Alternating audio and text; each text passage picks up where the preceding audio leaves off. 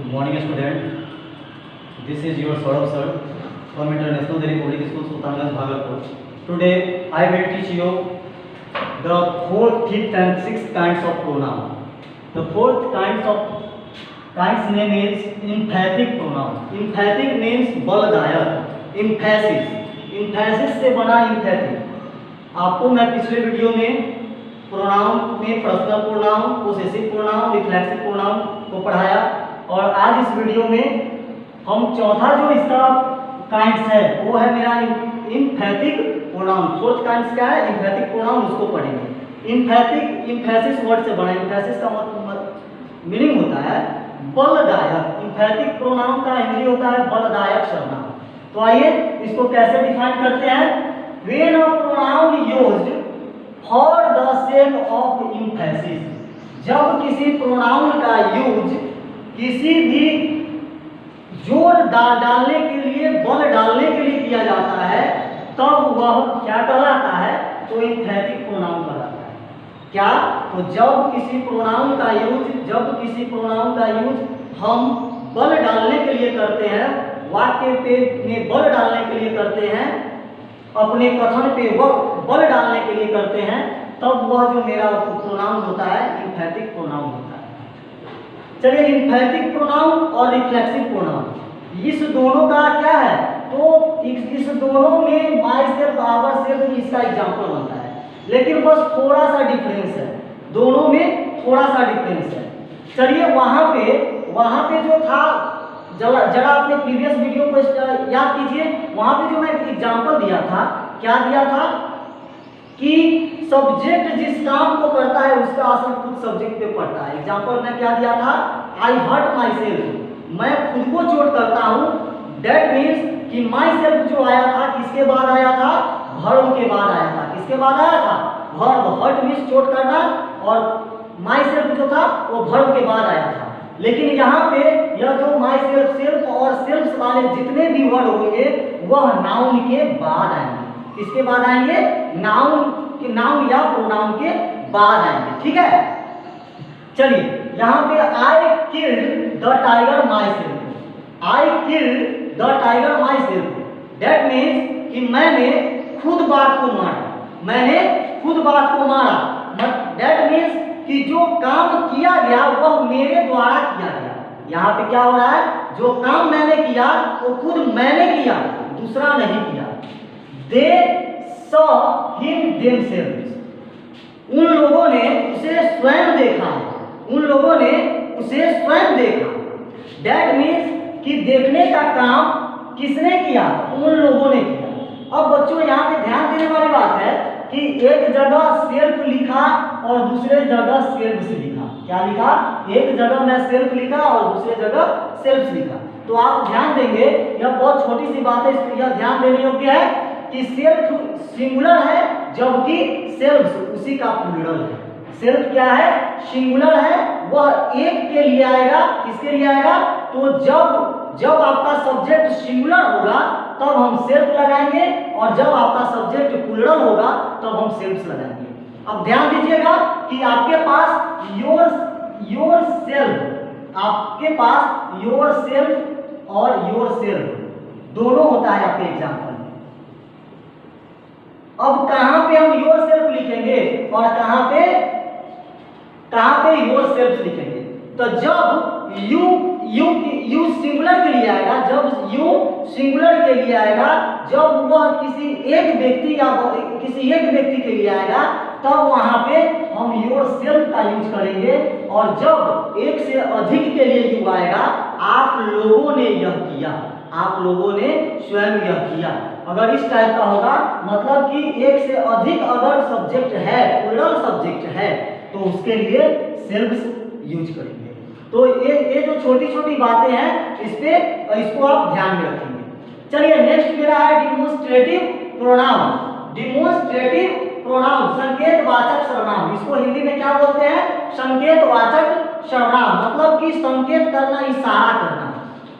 जिस शब्द से हमें किसी चीज के ऊपर, किसी वस्तु के ऊपर, किसी व्यक्ति के ऊपर इंडिकेशन का बोध होता है, वह शब्द मेरा डिमोन्स्ट्रेटिव प्रोनाउन कहलाता है।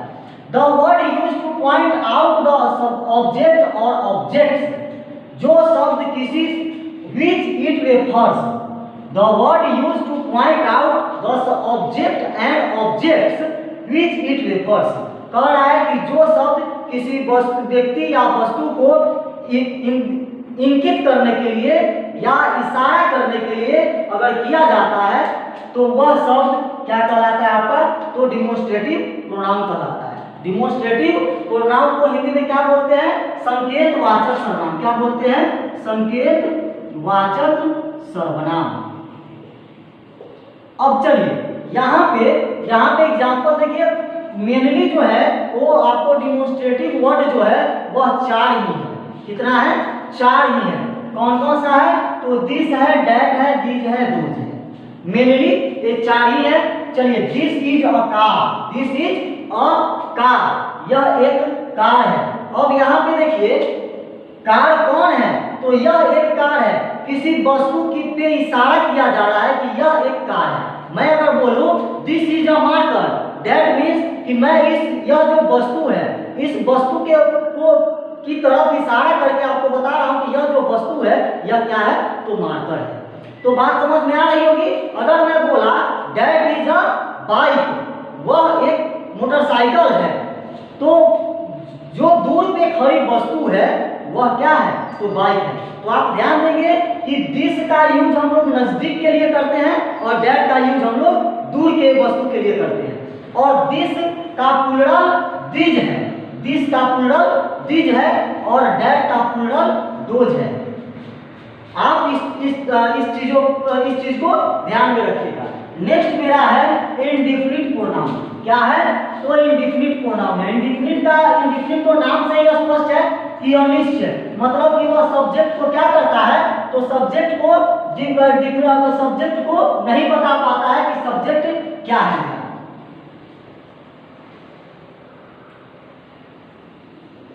इंडिफिनिट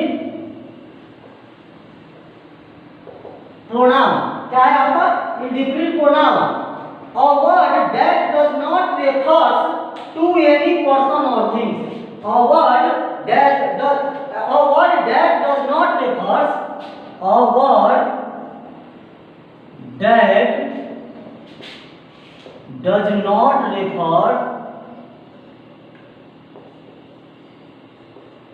to a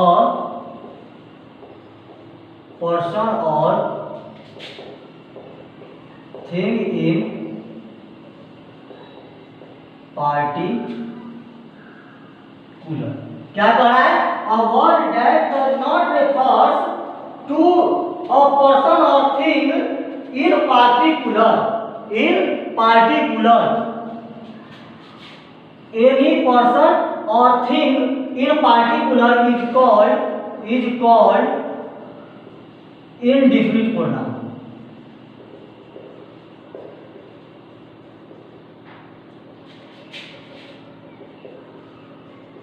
चलिए अब एग्जांपल से हम समझेंगे इसका। एग्जांपल देखिए, someone has stolen my thing। चलिए डिफिनेशन में एक बार और देखते हैं। a word that does not refer to any person or thing in particular। जब कोई वर्ड सब्जेक्ट को पर्टिकुलर व्यक्तिगत रूप से क्लियर नहीं कर पाता है कि सब्जेक्ट कौन है, सब्जेक्ट क्या है, तो तब वह वर्ड जो होता है, तब वह प्रोनाउन जो होता है वह क्या कहलाता है, तो इंडिफिनिट प्रोनाउन। इसको हिंदी में क्या बोलते हैं, तो अनिश्चयवाचक सर्वनाम। अनिश्चयवाचक सर्वनाम। चलिए, someone has stolen my pen। किसी ने मेरा पेन चुरा लिया, तो यहाँ पे क्या हुआ कि आपका जो यह सब्जेक्ट है यह क्लियर नहीं किया। आज के लिए इतना ही, फिर मिलते हैं नेक्स्ट वीडियो में। That's all, thank you, have a nice day.